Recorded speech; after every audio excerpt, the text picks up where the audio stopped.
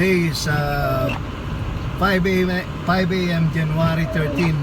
Turn right on 3rd Right Street. now I'm here in Syracuse University in New York. See, as you see, it's there was a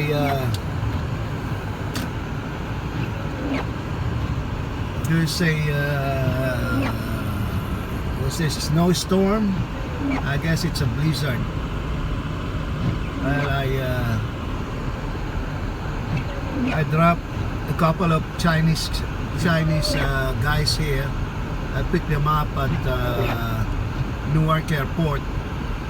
Their flight supposed to be from Newark to Syracuse was cancelled, so they had to take a land ride. So I drove them up all the way here from Newark, New Jersey. Took me 4 hours drive. It's almost near